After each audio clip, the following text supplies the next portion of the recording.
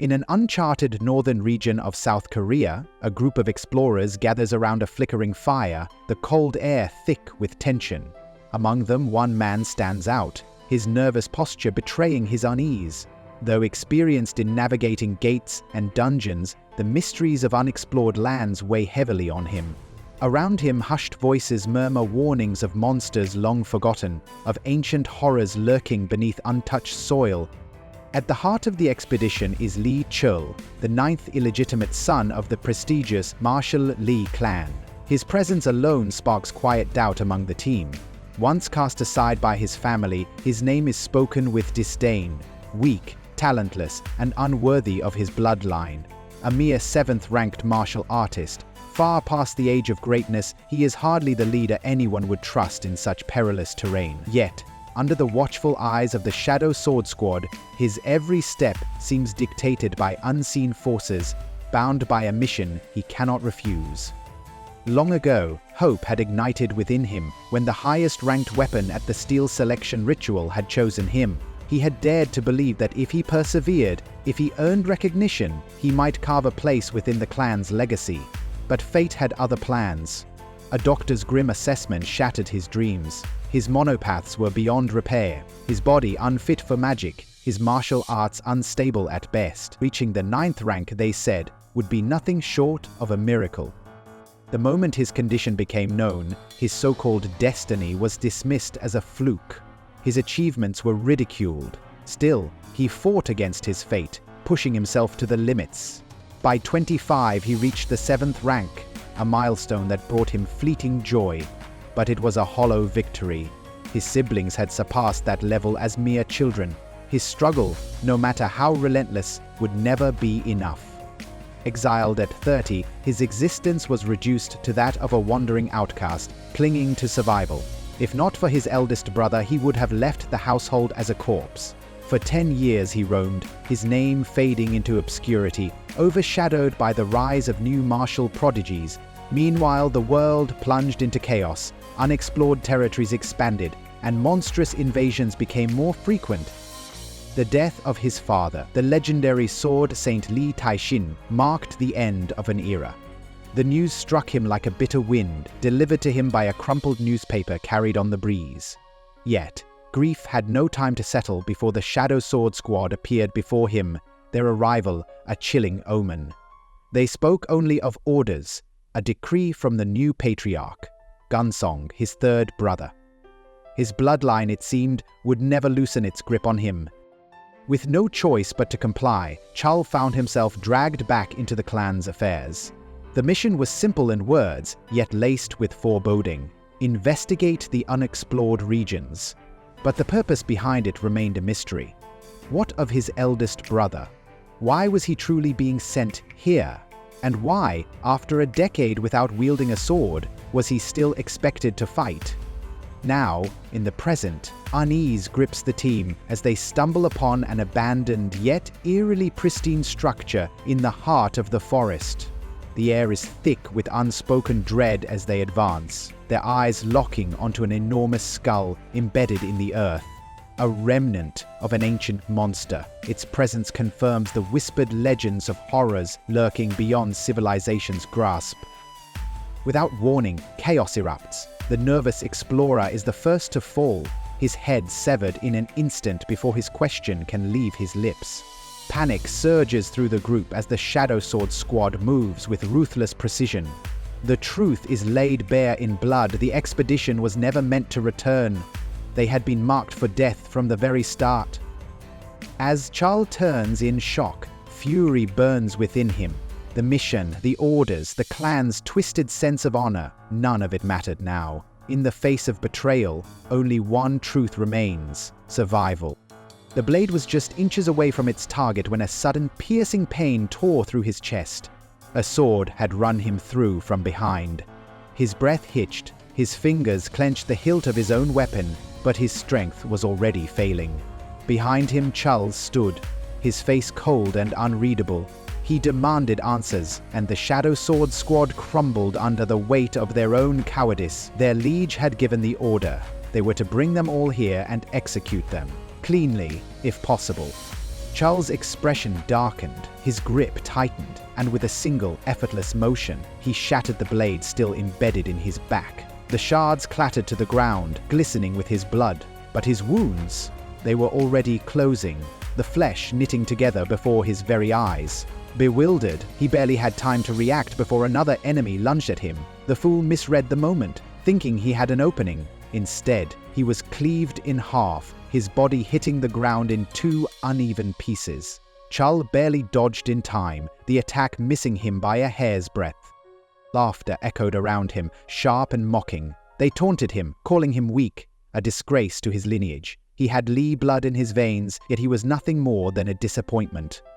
One of them surged forward, driving a knee into Chul's chest.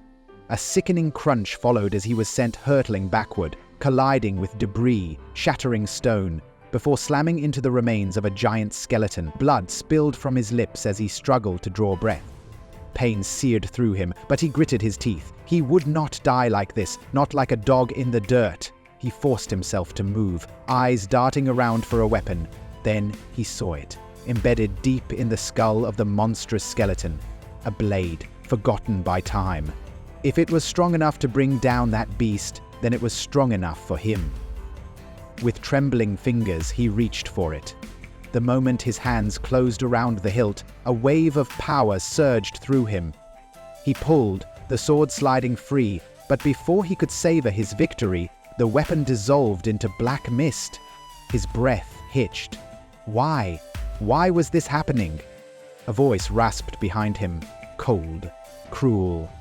A shadow sword member sneered at him, mocking his weakness. A failure of the Lee clan. He would at least be sent off like one. The blade came down, slicing open Chul's back. Agony exploded through him. He staggered, vision swimming, thoughts unraveling. Was this it? Was this truly how it ended? A life spent running, struggling, grasping for something just beyond his reach. He had fought, clawed his way forward, only to meet nothing but failure. He cursed the heavens. If only he had one more chance. Darkness swallowed him whole. Then, a voice. Familiar. His father's. He spoke of his mother, Yejung, and the butler's reply was solemn. They had found her too late. Chul's mind reeled. His father? But he was gone. This didn't make sense, and then he saw him. Taishan, standing there, alive, younger than he remembered, and Butler Choi, he too looked untouched by time. Chul's breath caught as realization clawed its way into his mind. He glanced down, his hands, small, plump, like a child's. He looked again, heart pounding. He should be dead. He was dead. Was this the afterlife? A vision? Taishan's voice cut through his thoughts, giving orders. Like the other children, Chul was to be assigned a handmaid, guards from the Shadow Sword Squad, and prepared for the steel selection ritual alongside the 8th child. Butler Choi hesitated. Chul wasn't ready. The 8th was older. Taishan dismissed the concern. It didn't matter. Then he turned and walked away, leaving Chul alone in his crib. He let out a slow breath. His father hadn't changed. That suffocating presence, the weight of his words. It had been so long, but even now, it crushed him. This wasn't a memory. This wasn't a dream. If it was real, then there was only one answer. He had gone back. Back to the past. Months passed. The day had come. The steel selection ritual, a tradition of the clan. The children would stand before the sacred weapons, waiting to see which would choose them. It was a test of fate, of worth. His father had been chosen by dozens of blades, rising to become the greatest swordsman of his generation. His eldest brother, blessed by swords, tomes, and a staff, had mastered both magic and the blade. And now, it was Chul's turn. Dressed in fine robes, he stood in the grand hall. A maid murmured about how well-behaved he was, how he didn't cry despite the overwhelming environment. Unlike the others, he was composed, mature.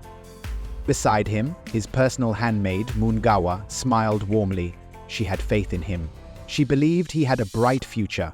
In his past life, she had been the only one who truly cared for him, but she had been cast out, discarded because of his brother's hatred. The only person who had wept for him, the only one who had seen his suffering. Not this time. He reached up, touching her face. Then, without thinking, he hugged her tightly. This time he would protect her, no matter what. A voice called out, signaling that the preparations were complete. Gawa looked down at him, asking if he was ready. He nodded. Butler Choi reported to Taishan, who simply nodded. It was time. Chul, Gawa, and the 8th child followed behind Taishan and Butler Choi. Step by step, they ascended the grand staircase, bathed in a blinding light as they emerged into the stadium. A roar of voices greeted them. The crowd was hungry, eager to see the next generation's potential. Then, the whispers started. Eyes turned to him. The bastard son. The outsider. Seated in the highest seats, the matriarch Baekueon observed with cold scrutiny. Beside her, the minister Lee Tae-hong sat unreadable. And then, there was Mung Jin, the first son. Gun Song too. Chul had not forgotten their faces. His past self had stood here once before. Weak. Helpless. But this time would be different. A sharp snap echoed through the air, and just like that, everything shifted. Weapons trembled, rising from the ground as if answering a silent call. At the center of it all stood Taishin, his gaze sharp, his presence undeniable. The floating blades shimmered in the dim light, their edges whispering of battles long past. A moment passed before Chul was lifted off the ground as well, weightless, like a puppet in the hands of fate. He was placed gently before the sea of weapons, the silent steel standing in judgment. This wasn't how it had happened before. He knew that. The past life, the failure, the rejection, it all felt like a distant nightmare. But here he was, with a second chance, an opportunity to rewrite his fate. No hesitation. He crawled forward, the rough ground scraping against his palms as he passed by relics of legend, each weapon hummed with history. Frak, the dragon slayer, its blade once bathed in the blood of ancient serpents, a spear forged from the very bones of a saint, radiating with holy energy. Every weapon was a masterpiece, a legacy of the greatest warriors before him. And yet he passed them all. His hand stretched forward, drawn to something that had been long forgotten. A sword lay beneath a thick layer of dust, its presence so unremarkable that it might as well have been invisible. Black twilight. A blade wrapped in obscurity, dismissed by generations, abandoned by warriors who sought power in more obvious places. It was an enigma, a blade of unknown origins, and no ancestor had ever wielded it. A mistake. A meaningless choice. Perhaps. But Chul didn't waver. His fingers brushed against the hilt, and for the first time, something stirred within. Taishin watched in silence, his sharp eyes narrowing. Of all the weapons, the boy had chosen that one. An eerie stillness filled the air.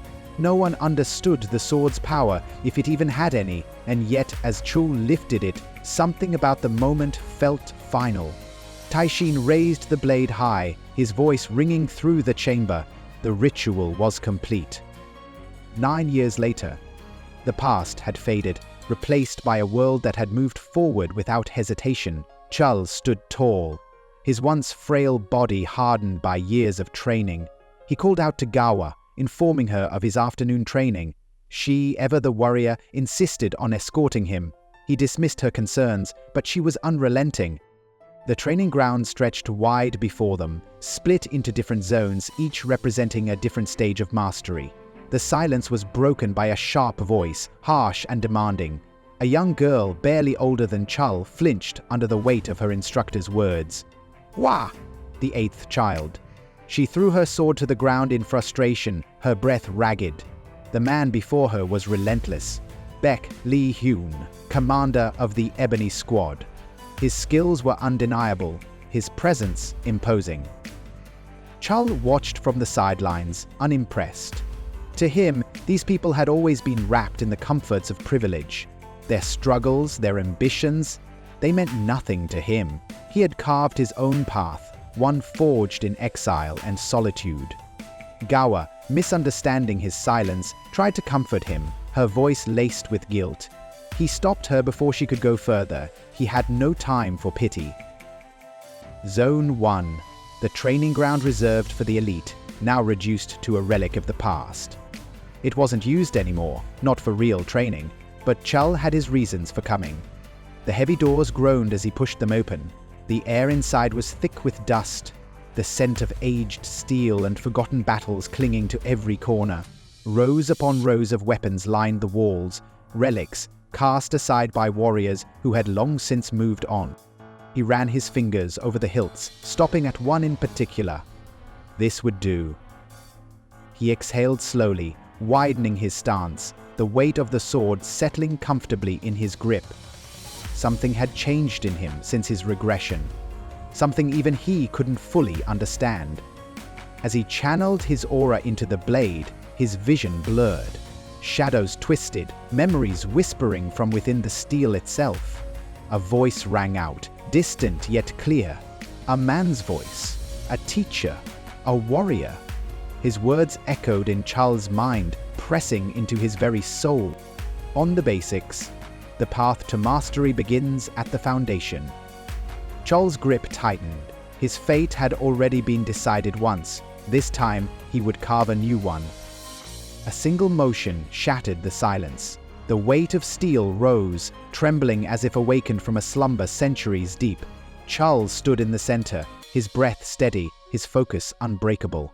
Around him, weapons hovered, shadows of legends past, blades that had tasted war and carried the burdens of those before him. A presence deeper than memory lingered in their edges, whispering through the air, clawing at the veil between past and present. He had trained for 2 years, cutting through exhaustion, drowning in the memories of these weapons. The stronger the wielder's bond, the clearer the echoes of their past. He had seen victories carved in blood, defeats that shattered souls, warriors who rose and those who fell, leaving nothing behind but the steel they once carried. Every weapon in this hall, he had touched its history, breathed its struggles, devoured its lessons. Now, his movements carried that weight. 7-star sword, first form, crimson wind. The blade cut through air, fierce and fluid, igniting the space around him. The form was complete, perfected through endless nights and relentless will. His body no longer hesitated, the blade no longer resisted. He had become the technique itself. A slow, deliberate clap broke the trance. Laughter followed, deep, familiar, and laced with approval. Tai Hong. Chul turned, watching the man step into the room, the shadows bending around his presence. A warrior, a general, a man whose name carried weight even among their kind. Though not of the direct line, his strength had been acknowledged, and more than that, he was one of the few who had ever looked after him, both in this life and the last. He greeted his uncle, only for Tai Hong to ruffle his hair like he was still a child. Pride flickered in his eyes as he spoke, mentioning how he saw him here every morning and night, never faltering. The family's scorn, the whispers of his siblings, it must have been unbearable. Yet, he endured. Chul straightened. He wasn't a man who bowed to pity. The bloodline demanded proof, not words, and he would carve his place with the edge of his sword. Tai Hong studied him. There was something in his expression, something almost regretful. Why did he have to be born an illegitimate child? The world had already decided his worth before he could prove himself. And now, he was nearing the age of his naming ceremony. Tai Hong made his offer. He wanted to teach him. For a moment, the world stood still. But Chul shook his head. Rules bound him tighter than chains. The naming ceremony dictated that he could not take a teacher before it was complete. He would not break that rule, no matter how much the others did. His path was his own, and he would walk it alone. Tai Hong exhaled, watching him as if seeing something far beyond a mere boy, stubborn, just like his father. He ruffled Chul's hair again, calling it troublesome that he could do nothing for him. But before he left, he asked if there was anything Chul needed. This was the moment he had been waiting for. He smirked. There was something he wanted. Boundless. The secret warehouse. Tai Hong's brows lifted in surprise, but didn't question it, and soon they were on their way. The vehicle cut through the silent night, stopping before a massive tower. The entrance was guarded, its gates looming like an unspoken warning. When asked for identification, Tai Hong handed over his card without hesitation, stating it was a routine check and that he was taking the youngest on a field trip. The guards saluted, granting them entry without question. As they drove inside, Chul played his role, eyes wide with fake wonder. Excitement. Curiosity. Innocence. A child's mask he wore well. Tai Hong chuckled, amused.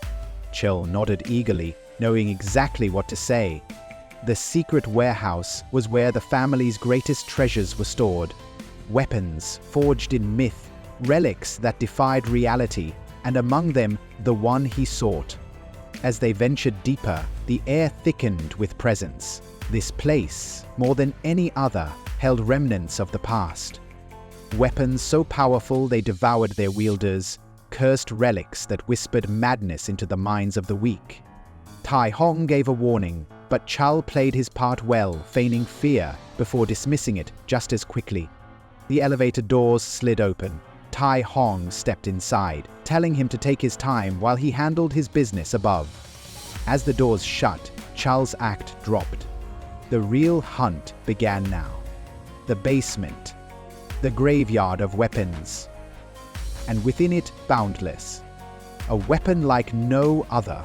Normally just a simple dagger, but when infused with mana, it defies all logic. Shape, weight, length, every property shifts at will, adapting to the wielder's needs. A weapon of limitless potential, a blade without bounds, boundless. It was this very weapon that had rewritten history. Before his regression, Gunsong had discovered it in the secret warehouse, earning the title Ever-Changing. That name alone had shattered the established order.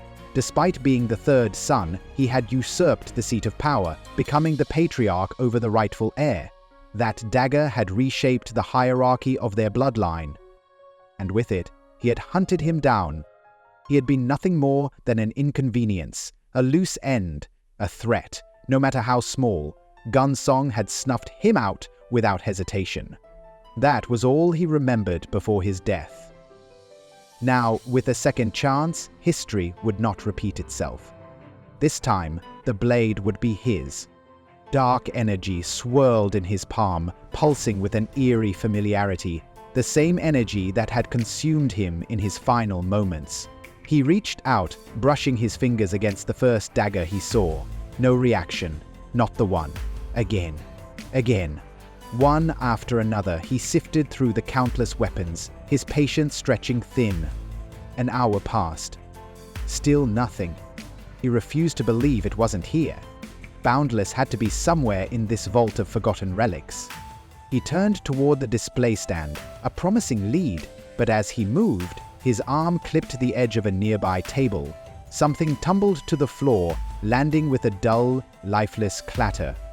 A blade smothered in rust. It was barely recognizable as a weapon, corroded to the point of uselessness.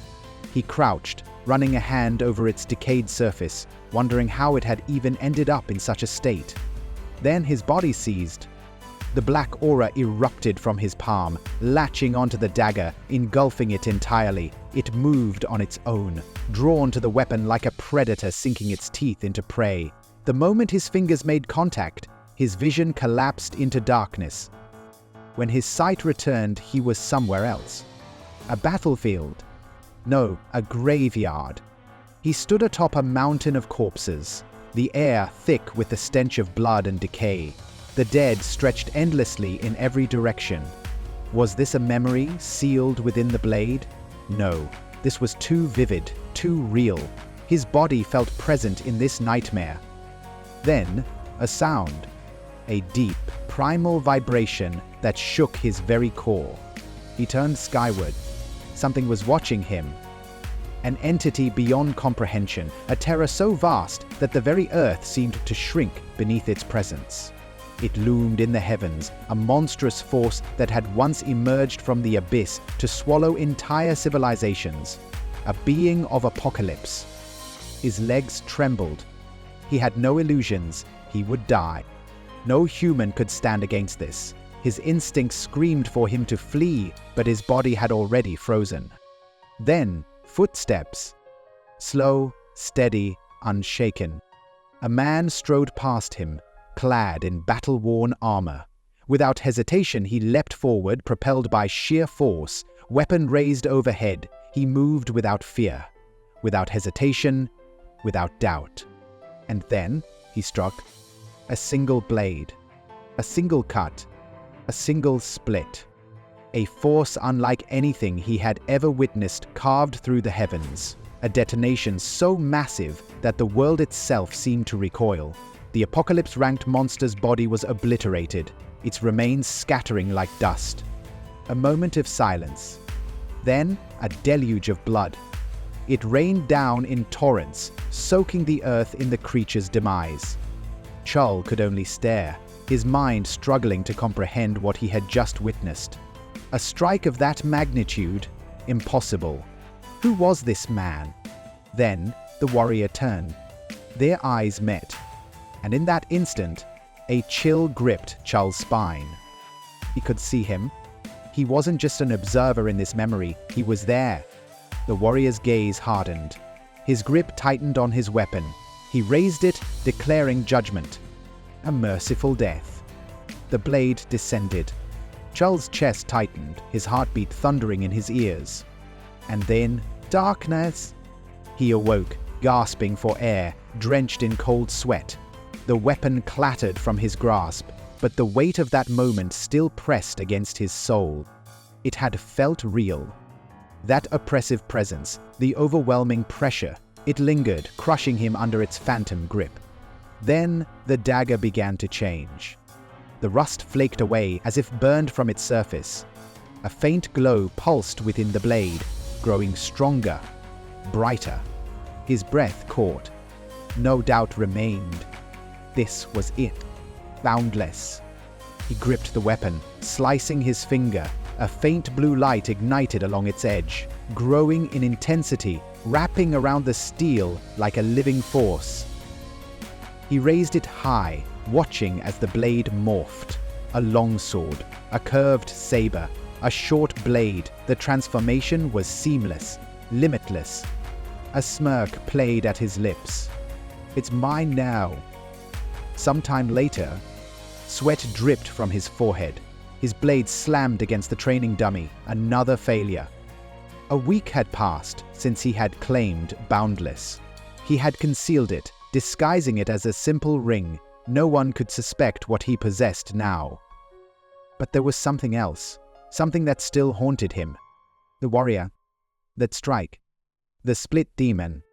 He had only glimpsed it, yet it had burned into his mind, refusing to fade. That man had shown it to him, given it a name, but deep down, Chul knew. He wasn't ready for it yet. Not yet. But he would be. A year had passed, time slipping away in relentless pursuit of progress. Gawa stormed in, her voice urgent as she called out for Chul. He turned to her, curious about the interruption. Gyanga stood beside him, her presence a constant in his life now. Without a word, Gawa extended a document towards him. His gaze flickered with recognition as he took it, unfolding the paper with measured anticipation. Gyanga peered over his shoulder, questioning its significance. It was finally time. His naming ceremony had been announced. The summons bore the signature of Myeonjong himself. The revelation stirred unease within Chul. Why was Jung acting as the proxy patriarch? His father was absent, but there had been no mention of an expedition. The unanswered questions gnawed at him, but before he could delve deeper, Jianga's expression twisted. A tremor ran through her as she clenched her fists, frustration breaking free in a burst of protest. She had finally grasped the essence of the technique they had been refining, and now, Just when she needed his guidance the most, he was being pulled away. A year had passed since their agreement, and in that time, they had unraveled the secrets of mana manipulation. They had dissected modern techniques that revolved around the mana circle, and delved into ancient methods that relied on mana paths. A new fusion had emerged, one that combined both systems into something unprecedented. It had been Gyanga's dream to bring this hybrid technique to life, allowing mana to passively accumulate and transform within the circle, while the paths dictated its flow and control. Yet, despite her protests, Chal knew this was inevitable. The ceremony was a step forward in his path. He reassured her, promising that their work would not be abandoned. His departure would not stretch into an eternity. She looked at him, eyes clouded with something between disbelief and reluctant acceptance. She was unpredictable, always teetering between genius and madness. How could he possibly continue their research while undergoing rigorous training? The answer came with a smirk. He would pursue both simultaneously. The refinement of mana techniques and the revival of ancient arts would not halt. Time passed, and soon he stood within an eerie chamber, encased in a containment field alongside others. A figure loomed over them, the instructor known as Jang Wook, leader of the Blood Tiger Squad. His voice rang through the space, announcing the commencement of training. Their first task, enduring relentless magical attacks for 30 minutes. Arcane energy flared to life, crashing against the protective barriers. Yet, where others trembled, Chal remained composed. The magical onslaught deflected harmlessly, repelled by the technique he had honed. Wook's initial skepticism faltered. By all logic, Chal should have failed immediately. He had not undergone the basic training required to resist magic. Yet here he stood, weaving mana through his body with a precision that defied expectations. Chal met Wook's gaze, unflinching, a silent challenge. He was testing himself, measuring his capabilities against those around him. Wook recognized it, the drive, the hunger for greater challenges. This boy was not just some nameless bastard child, he was something else entirely. Mockery twisted into grudging respect. Calling him illegitimate now felt meaningless. Talent spoke louder than bloodlines. Later, as the grueling session ended, Chal stretched his limbs, exhaling in mild exhaustion. The household was utterly insane, forcing children into devices designed to bombard them with magic to build resistance. Yet, what had truly caught him off guard was Wook's apology. A shift in tone, a flicker of unexpected humility. Perhaps things were changing. As he turned to leave, a presence loomed behind him. A hand reached for him, only to be deflected with sharp precision. Hua stood there, seething. Her voice was venomous, spitting accusations. She demanded his attention, claiming superiority in both blood and age. Yet Chul had no interest in entertaining her games. He dismissed her with cold indifference, yet she refused to be ignored. Her aura flared, mana surging into her fist. He sighed inwardly, so this was how it would be. She struck, but he moved faster. In an instant, he seized her by the throat, lifting her just enough to make his point. There was no hesitation, no softness in his grip. He had no patience for her tantrums. If she wished to act like a child, she should return to their mother's embrace. He released her with disinterest, as if she were no more than a minor inconvenience. She gasped, fury igniting within her. This was all his fault. Because of his actions during the steel selection ritual, she had become the shadow to his light. Compared to him at every turn, forced to push herself beyond her limits, deprived of rest and sustenance in a desperate bid to surpass him. And yet, he remained ahead. It wasn't fair. He met her frustration with cold reality. She had the luxury of placing blame, but he did not. If she could not keep up, she should stop chasing. If exhaustion consumed her, then she should rest. If resentment burned within her, then she should strive to overtake him. That was the nature of their world. Strength dictated worth. Hua's rage erupted into a declaration. At the naming ceremony, she would defeat him. She would force him to bow before her, to acknowledge her superiority. Chul merely smirked. He welcomed the challenge. Elsewhere, in the exclusive Section 7 training hall, reserved for those of direct lineage, a maid greeted a new arrival with startled reverence. Huayan had returned. Without hesitation, she sought her daughter, demanding a private conversation. Beyond the doors, within the dimly lit chamber, Hua drove her fists into a training target, frustration echoing with every strike.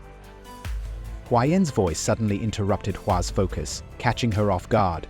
She had been deep in training, trying to improve herself, but Huayan's words cut through the air with disappointment. She had heard about Hua's recent loss and was clearly unimpressed.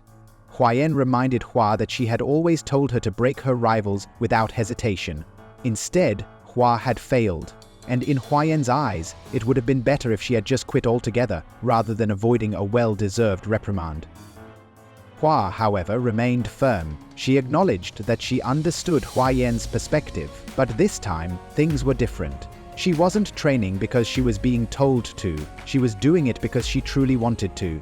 This was her own choice, not something forced upon her. She had made up her mind to win, no matter what, and not because someone else had dictated it to her. Huayan, skeptical, questioned Hua's determination. She wanted to know what had changed, what had driven Hua to this resolve. When Hua mentioned that she would surpass her opponent, Huayan's expression hardened. To her, it was laughable that Hua was being motivated by someone she considered inferior. Hua's answer only frustrated her more. Stepping closer, Huayan lifted Hua's chin, locking eyes with her. She reminded Hua of her status. She was a legitimate child of their family, someone with prestige and power. Her opponent, on the other hand, was nothing more than a bastard child. Their standings were completely different. It should have been natural for Hua to win, yet she was allowing herself to be influenced by someone beneath her. Without waiting for an answer, Huayan pulled out a small container holding a shimmering liquid. She explained that it was called dreamlike trance, a lethal poison. If Hua could not surpass her opponent through sheer skill, then she should use this to gain the upper hand. This was the family's way. It had always been. With that final statement, Huayan left Hua standing there, the poison in her hands and a weight in her heart. Meanwhile, in another part of the academy, Gawa stared at a monitor in disbelief. The rankings had just been released, and the results were shocking.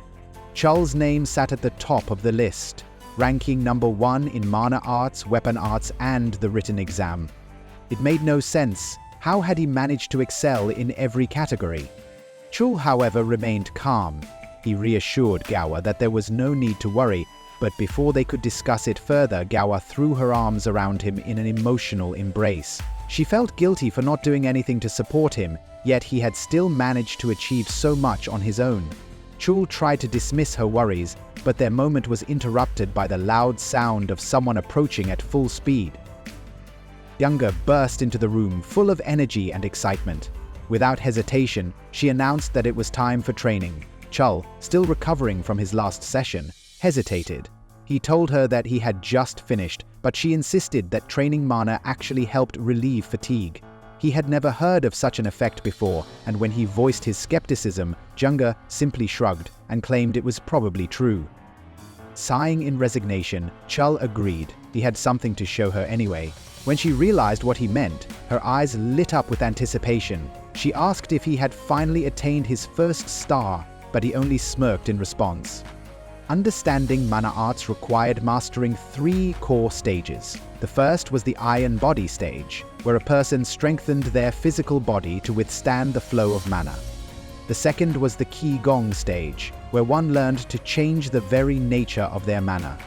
The final stage was the Extraordinary Ability stage, where supernatural abilities were unlocked through mana manipulation.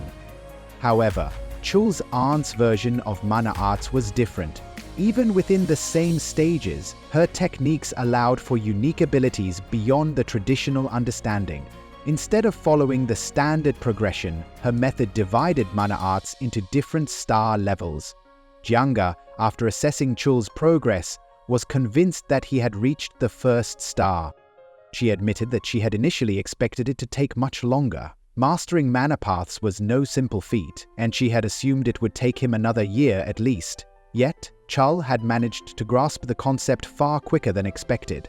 He explained that his training had been intense, so much so that he had nearly lost control. His mana circle and paths had almost shattered from the strain.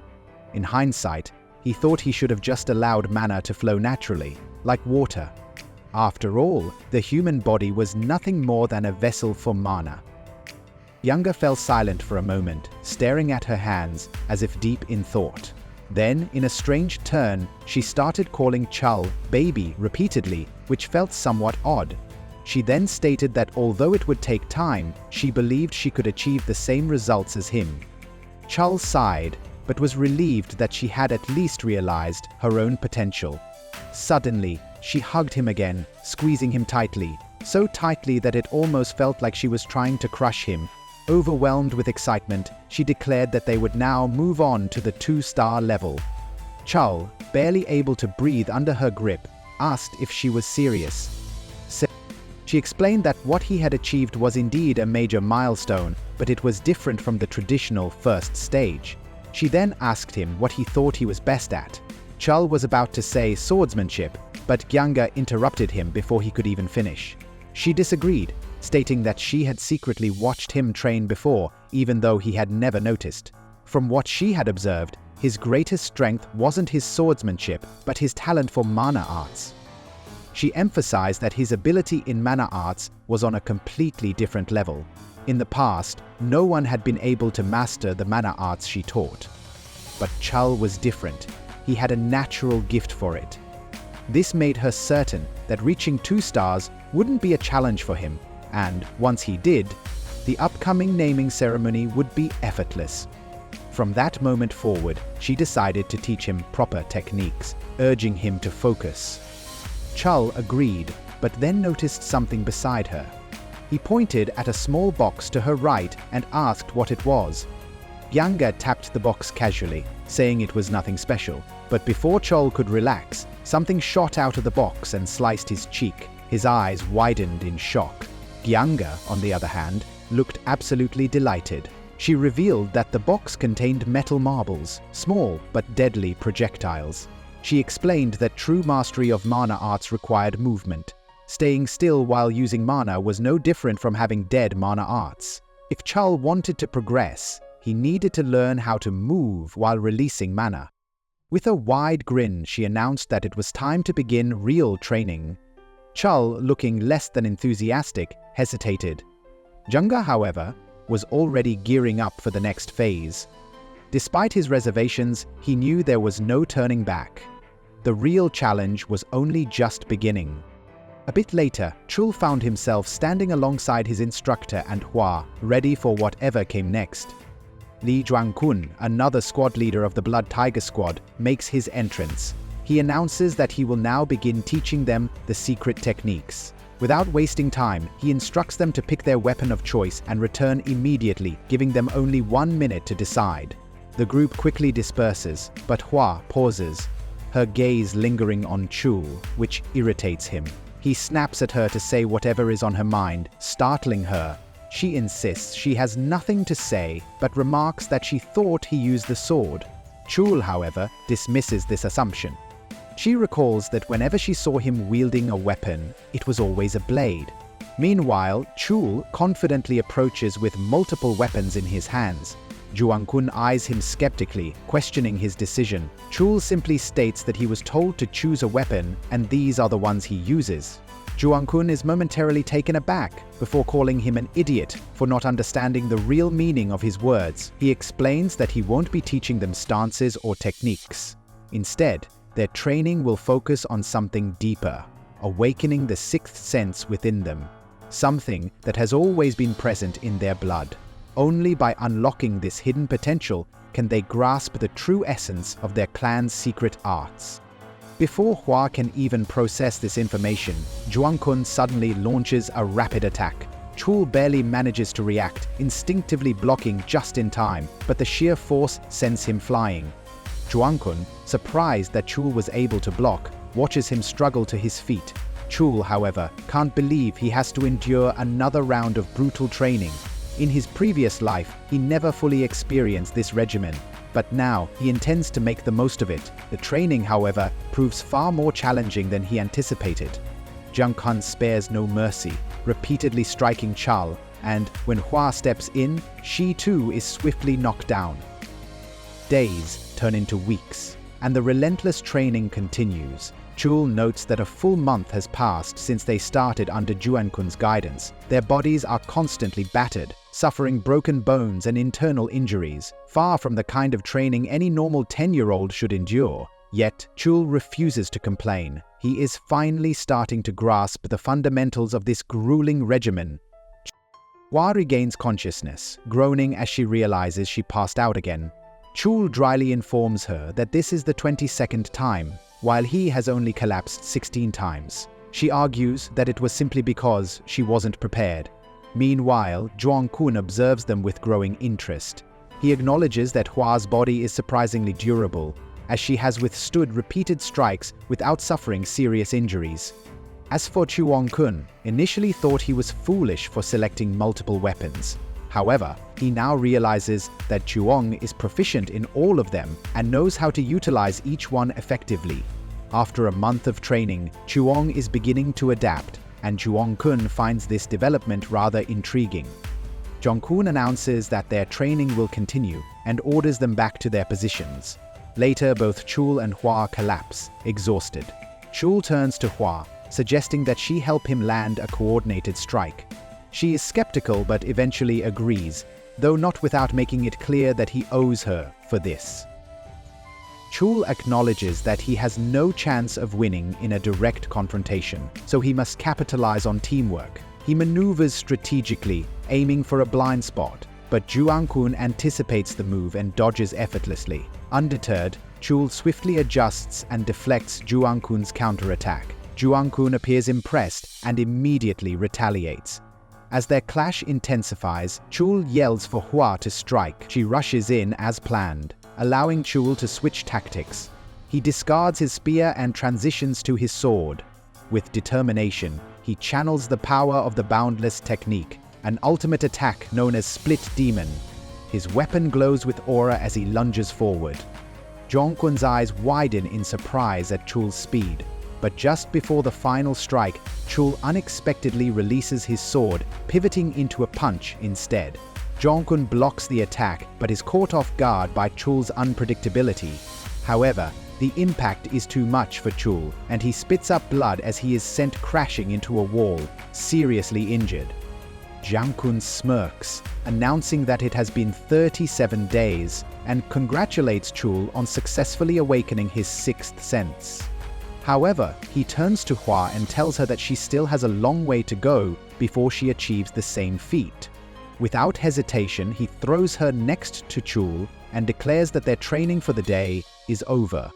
Hua, still winded, turns to Chul in frustration, demanding to know what happened to his so-called plan. She trusted him, and now she's paying the price. Meanwhile, Zhuang Kun examines his hand, realizing that despite using mana, Chul managed to break through his defense. It was only a small amount of mana, but it still forced him to react.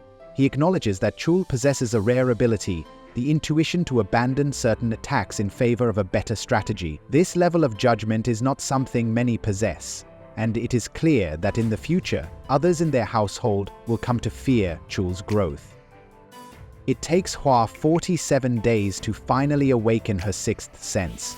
With that milestone reached, they both graduate from Zhuang Kun's training. Chul spends the remaining days reviewing what he has learned and allowing his body to recover from the relentless ordeal. Just as he begins to settle into a brief moment of rest, he receives an unexpected visit from his oldest brother, Myeongjon. Taishan's eldest son was a man of remarkable skill, known by the title Twin Star.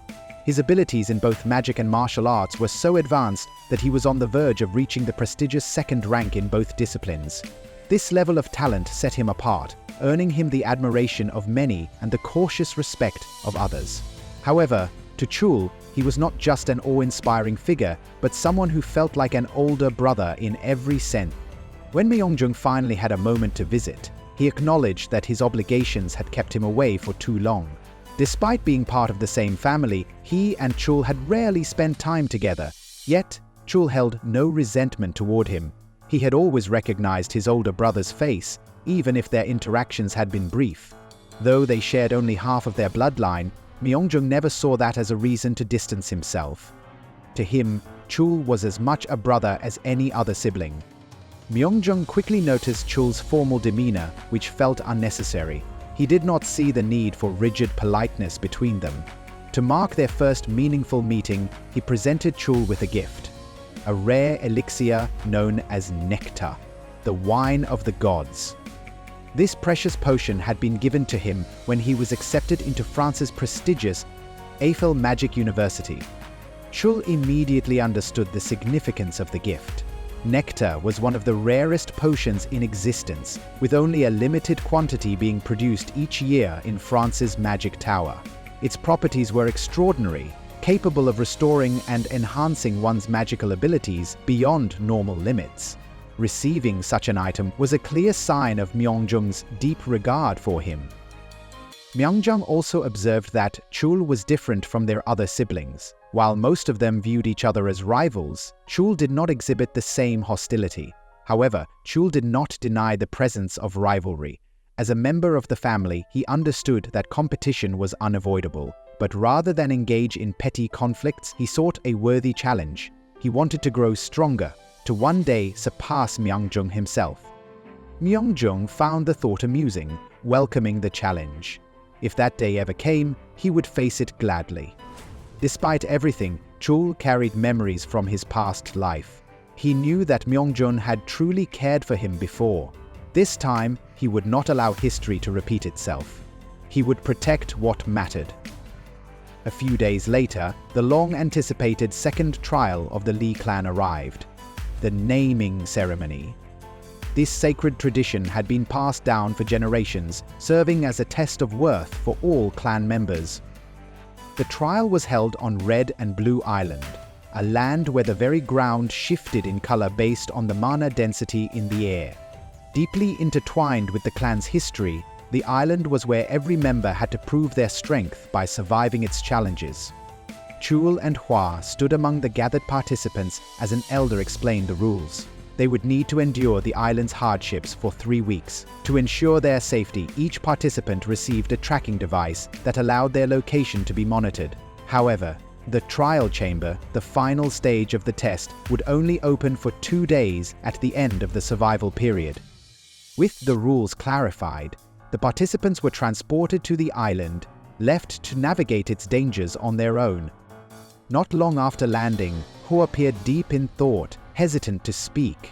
Chu, already anticipating this moment, waited for her to gather her resolve. For days, she had been acting strangely, clearly burdened by something she had yet to say. After a moment of hesitation, she took out her tracking device, examining it carefully before finally revealing her concerns. She urged Chul to remove his device temporarily. Though confused, he complied. Once she was certain that no one was listening, she handed him a small vial containing a substance called dreamlike trance.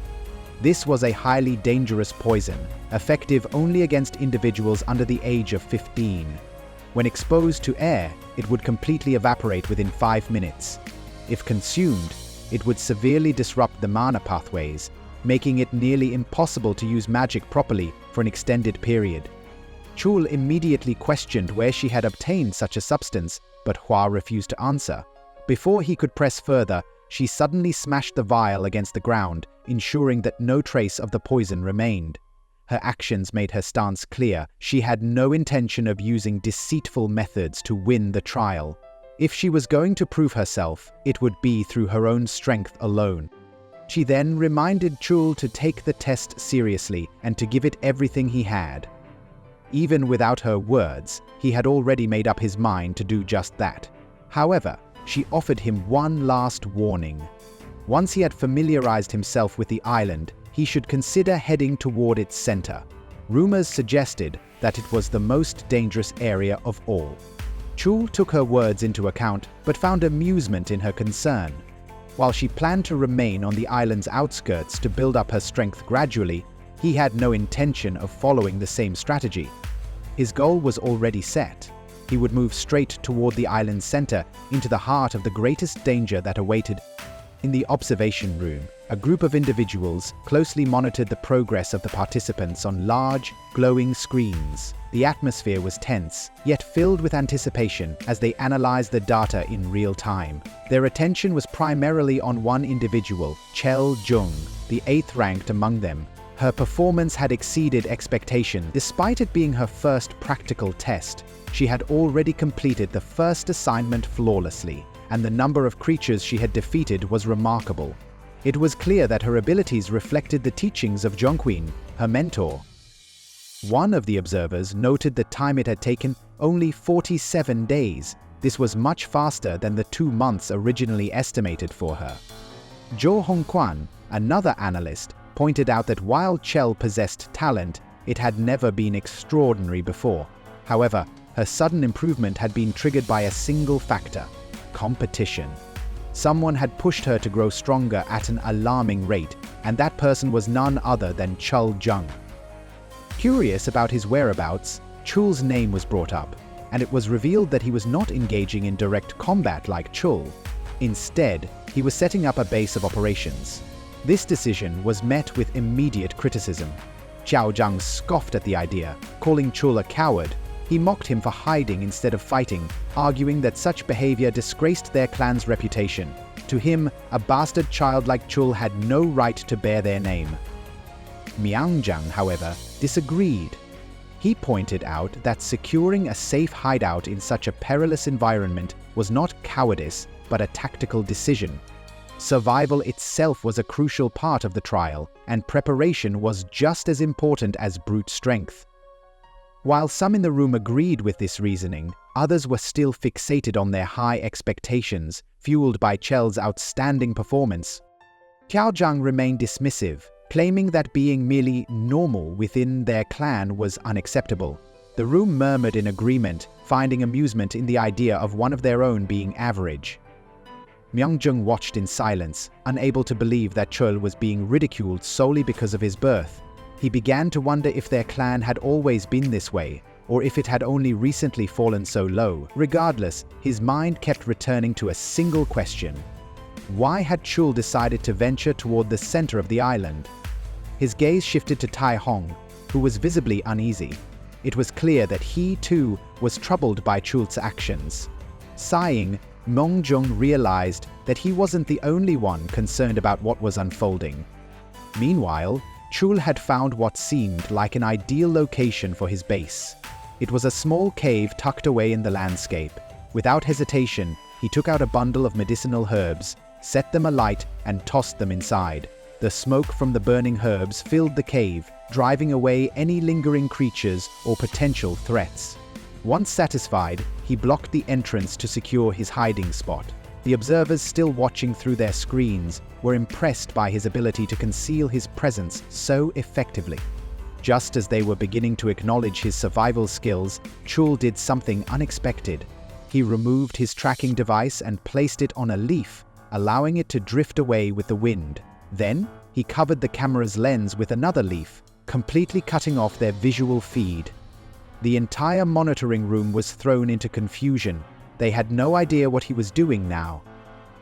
Zhou Hongquan let out a laugh. Chul was as unpredictable as ever. Now hidden from their prying eyes, Chul allowed himself a moment of relief. With the trackers disabled, he could finally use the boundless technique without revealing it to anyone. Since he was already on this island, he planned to make the most of his time here. It was time to put his training to the test. Sometime later, Chul sat in front of a makeshift pot, staring at its contents with clear disgust. The mixture inside was thick, murky, and emitted a pungent odor. He had followed the recipe exactly, but the result was hardly appetizing. Even so, he knew he had no choice but to consume it. The tea, made from rare mana herbs, was said to enhance one's magical energy. Despite its unbearable taste, drinking it was the most efficient way to increase his mana reserves. As he took a sip, he nearly gagged. It was worse than he had expected. However, he forced himself to drink every last drop, enduring the nauseating flavor. He reminded himself that in his past life, he never had the luxury of obtaining even a cheap elixir. This was an opportunity he could not waste. Kyonga had advised him before the trial began. She had emphasized the immense amount of mana surrounding the island and encouraged him to absorb as much of it as possible. This tea, despite its revolting taste, would make that process far more effective. After finishing the concoction, he exhaled sharply. It was a horrible experience, but one that would ultimately strengthen him. This was only the beginning. His solitary journey on the island had just begun, and he had 3 long weeks ahead of him.